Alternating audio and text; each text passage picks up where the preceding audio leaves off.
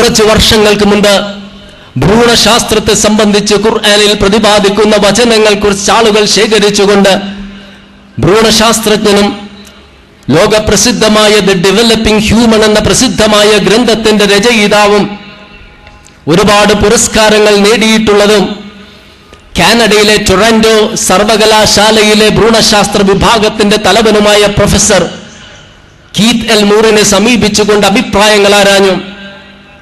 ഖുർആനിക വചനങ്ങൾ മനസ്സിലാക്കിയ അദ്ദേഹം അത്ഭുതത്തോടെ പറഞ്ഞു, എനിക്കൊരു സംശയവുമില്ല, ഇത് സ്രഷ്ടാവ് മുഹമ്മദിന് ഇട്ടുകൊടുത്ത് നൽകിയ വചനങ്ങളാണ് എന്ന്. കാരണം പ്രവാചകൻ ജീവിക്കുന്ന കാലഘട്ടത്തിൽ ഇത്തരത്തിലുള്ളൊരു അറിവ് ശാസ്ത്ര ലോകത്തിനുണ്ടായിരുന്നില്ല. പ്രവാചകൻ മരിച്ചു നൂറ്റാണ്ടുകൾക്ക് ശേഷമാണ് ഈ അറിവ് ആധുനിക ശാസ്ത്രലോകം കരസ്ഥമാക്കിയതെന്ന്. ഒരു പത്രസമ്മേളനത്തിൽ വെച്ച് ചില പത്രക്കാർ അദ്ദേഹത്തോട് ചോദിച്ചു, വിവിധ ഗർഭാവസ്ഥയിലിരിക്കുന്ന ഗർഭിണികളുടെ വയറുകൾ തുറന്ന് മുഹമ്മദ് മനസ്സിലാക്കിയതല്ലേ എന്ന്. കീത്ത് എൽമൂർ ചിരിച്ചുകൊണ്ട് പറഞ്ഞു, അതിശക്തമായ സൂക്ഷ്മദർശനിയിലൂടെ മാത്രം കണ്ടെത്തുവാൻ സാധിക്കുന്ന ബീജത്തെയും അണ്ഡത്തെയും സിക്താണ്ഡത്തെയും ഭ്രൂണത്തിന്റെ വളർച്ചയുടെ ആദ്യഘട്ടങ്ങളെയും സംബന്ധിച്ച് എങ്ങനെയാണ് ഇത്തരത്തിലുള്ള സൂക്ഷ്മദർശിനികളില്ലാത്ത 7-ാം നൂറ്റാണ്ടിൽ പ്രവാചകന് പറയുവാൻ സാധിക്കുന്നത് എന്ന്. ഖുർആന്റെ ആ അർത്ഥവും വ്യാപ്തിയും ഈ ഭ്രൂണശാസ്ത്രവുമായി ബന്ധപ്പെട്ട വചനങ്ങളുടെ അർത്ഥവും വ്യാപ്തിയും മനസ്സിലാകണമെങ്കിൽ 1400 വർഷങ്ങൾക്ക് മുമ്പ് ഭ്രൂണശാസ്ത്രത്തെ സംബന്ധിച്ചുള്ള അറിവ് എന്തായിരുന്നു എന്ന് നാം മനസ്സിലാക്കണം.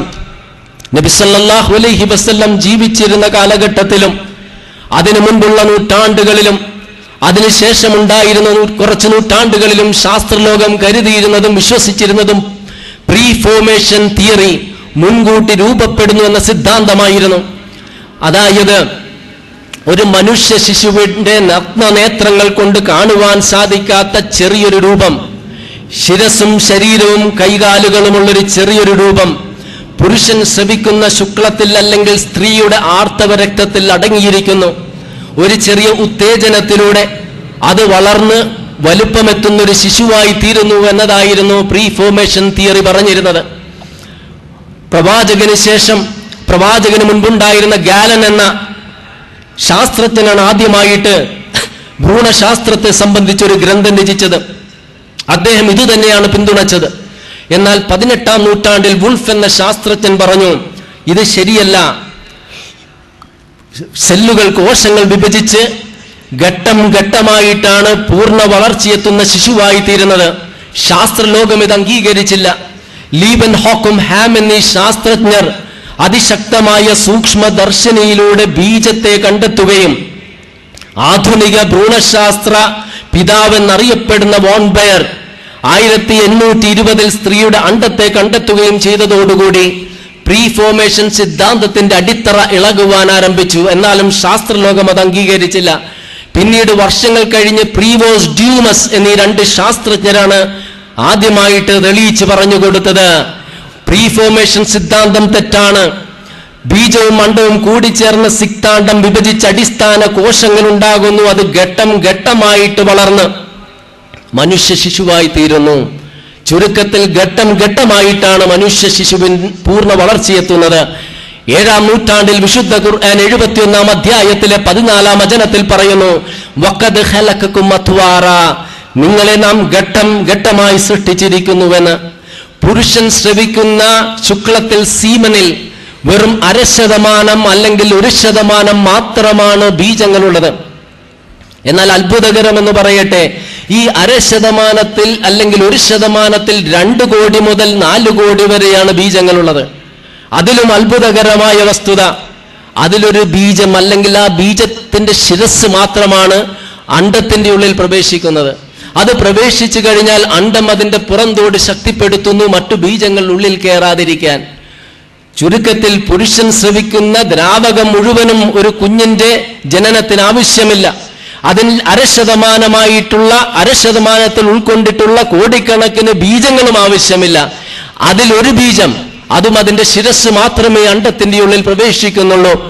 75-ാം അധ്യായത്തിലെ 37-ാം വചനത്തിൽ അല്ലാഹു പറയുന്നു, അലം യകുൻ നുത്ഫതൻ മിൻ മനിയ്യിൻ യുംന, നിങ്ങൾ ശ്രവിക്കപ്പെടുന്ന ദ്രാവകത്തിലെ വെറും ഒരു കണം മാത്രമായിരുന്നില്ലേ എന്ന്. പ്രീ ഫോർമേഷൻ സിദ്ധാന്ത പ്രകാരം, മുൻകൂട്ടി രൂപപ്പെടുന്നു എന്ന സിദ്ധാന്ത പ്രകാരം, ഒന്നില്ലെങ്കിൽ ഒരു പൂർണ്ണ വളർച്ചയെത്തിയ ഒരു ചെറിയൊരു നഗ്നനേത്രങ്ങൾ കൊണ്ട് കാണുവാൻ സാധിക്കാത്ത ഒരു മനുഷ്യരൂപം പുരുഷന്റെ സീമനിൽ അല്ലെങ്കിൽ സ്ത്രീയുടെ ആർത്തവ രക്തത്തിലാണ്. അതായത് ഒരാൾ മാത്രമേ പ്രധാനമായ പങ്ക് വഹിക്കുന്നുള്ളൂ. അങ്ങനെ ഇരിക്കുകയാണ് ലീബൻ ഹോക്ക് എന്ന ഹാം എന്നീ ശാസ്ത്രജ്ഞർ ബീജത്തെ കണ്ടെത്തുകയും വോൺ ബെയർ അണ്ടത്തെ കണ്ടെത്തുകയും ചെയ്തു. അതിനുശേഷം ശാസ്ത്രലോകം മറ്റൊന്ന് മനസ്സിലാക്കി. ബീജത്തിൽ 23 ക്രോമസോമുകളുണ്ട്, അണ്ടത്തിൽ 23 ക്രോമസോമുകളുണ്ട്. ഇവ കൂടിച്ചേരുന്ന സിക്താണ്ഡത്തിൽ 46 ക്രോമസോമുകൾ. അപ്പോൾ ഒരു ശിശുവിന്റെ ജനനത്തിന് പുരുഷനും സ്ത്രീയും തുല്യമായ പങ്കാണ്, ബീജവും അണ്ടവും തുല്യ പങ്കാണ് വഹിക്കുന്നത്. വിശുദ്ധ ഖുർആൻ 76-ാം അധ്യായത്തിലെ 2-ാം വചനത്തിൽ പറയുന്നു, ഇന്നാ ഖലഖ്നൽ ഇൻസാന മിൻ നുത്ഫത്തിൻ അംശാജിൻ, മനുഷ്യനെ നാം സൃഷ്ടിച്ചിരിക്കുന്നു കൂടിക്കലർന്ന ദ്രാവകത്തിൽ നിന്നും. മനുഷ്യ ശരീരത്തിൽ കോടാനുകോടി കോശങ്ങളുണ്ട്. ഒരു കോശത്തിൽ 23 ഇണകളായ ക്രോമസോമുകളുണ്ട്. ബീജവും അണ്ടവും കോശങ്ങളാണ് എങ്കിൽ അതിൽ 23 ഇണകളായ ക്രോമസോമുകൾ ഉണ്ടാകേണ്ടതാണ്. എന്നാൽ സൃഷ്ടാവിന്റെ സൃഷ്ടി വൈഭവം കാരണം ഒരു മയോട്ടിക് ഡിവിഷൻ നടക്കുകയാണ്. പുരുഷ ബീജത്തിൽ 23 ക്രോമസോമുകൾ, സ്ത്രീയുടെ അണ്ടത്തിൽ 23 ക്രോമസോമുകൾ. ഇവ കൂടിച്ചേരുന്ന സൈഗോട്ടിൽ സിക്താണ്ഡത്തിൽ 46 ക്രോമസോമുകൾ. ഇതിൽ ലിംഗനിർണയ ക്രോമസോമുകളാണ് പുരുഷ ബീജത്തിലെ വൈയും എക്സും, സ്ത്രീയുടെ അണ്ടത്തിലെ എക്സും എക്സും. പുരുഷ ബീജത്തിലെ വൈ ക്രോമസോമാണ് സ്ത്രീയുടെ അണ്ടത്തിലെ എക്സ് ക്രോമസോമുമായി യോജിക്കുന്നതെങ്കിൽ ആൺകുട്ടി. പുരുഷ ബീജത്തിലെ എക്സ് ക്രോമസോമാണ് സ്ത്രീയുടെ അണ്ടത്തിലെ എക്സ് ക്രോമസോമുമായി യോജിക്കുന്നതെങ്കിൽ പെൺകുട്ടി. ചുരുക്കത്തിൽ പുരുഷ ബീജമാണ് ലിംഗനിർണയം നടത്തുന്നത്. ഫ്ലൂറസൻ മെറ്റീരിയൽ ഉപയോഗിച്ച് സൂക്ഷ്മദർശിനിയിലൂടെ നോക്കുമ്പോൾ വൈ ക്രോമസോം വെട്ടിത്തിളങ്ങുന്നതിലൂടെയാണ് ആധുനിക ലോകം ഇത് മനസ്സിലാക്കിയതെങ്കിൽ 1400 വർഷങ്ങൾക്ക് മുൻപ് വിശുദ്ധ ഖുർആൻ 53-ാം അധ്യായത്തിലെ 45-ഉം 46-ഉം വചനങ്ങളിൽ പറയുകയാണ്,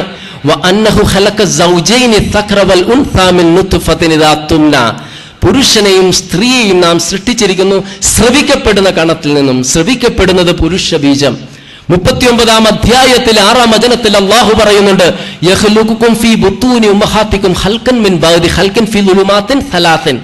മാതാവിന്റെ ഗർഭപാത്രത്തിൽ നാം സൃഷ്ടിച്ചിരിക്കുന്നു വിവിധ ഘട്ടങ്ങളിലായി 3 അന്ധകാരങ്ങളിൽ. ഈ അന്ധകാരത്തിന് വളരെ പ്രാധാന്യമുണ്ട്. കാരണം ഈ പ്രകാശത്തിൽ നിന്നുമെല്ലാം ശിശുവിനെ ഈ അന്ധകാരം രക്ഷിക്കുകയാണ്. എന്താണ് ഈ അന്ധകാരം? ഗർഭപാത്രത്തിന്റെ ഉള്ളിലെ അടിവയറാകുന്ന ഭിത്തിക്കുള്ളിലെ അന്ധകാരം, ഗർഭപാത്രത്തിന്റെ ഉള്ളിലെ അന്ധകാരം, എമനോൺ കൊറിയോൺ പാടക്കുള്ളിലെ അന്ധകാരം. ഈ 3-ന് വളരെ പ്രാധാന്യമുണ്ട്. കാരണം ഈ 3 പാളികളും 3 ഉപപാളികൾ കൊണ്ടുണ്ടാക്കിയിട്ടുള്ളതാണ്. അടിവയറാകുന്ന ഭിത്തി external oblique muscle, internal oblique muscle, transversus muscle. അതുപോലെ തന്നെ ഗർഭപാത്രം എപ്പിമെട്രിയം, മയോമെട്രിയം, എൻഡോമെട്രിയം, പാട എമനോൺ കൊറിയോൺ ഡെസിഡ്യുവ. ഇനിയും ഒരുപാട് വചനങ്ങൾ വിശുദ്ധ ഖുർആനിൽ നമുക്ക് ഭ്രൂണശാസ്ത്രത്തെ സംബന്ധിച്ച് മാത്രം കണ്ടെത്തുവാൻ കഴിയും. മറ്റേത് ശാസ്ത്ര വിഷയങ്ങൾ എടുത്താലും ഇതുപോലെ ഒരുപാട് വചനങ്ങൾ നമുക്ക് കണ്ടെത്തുവാൻ കഴിയും. യാതൊരു സംശയം നിങ്ങൾക്ക് വേണ്ടത് സ്രഷ്ടാവിന്റെ വചനങ്ങളാണ് എന്ന്.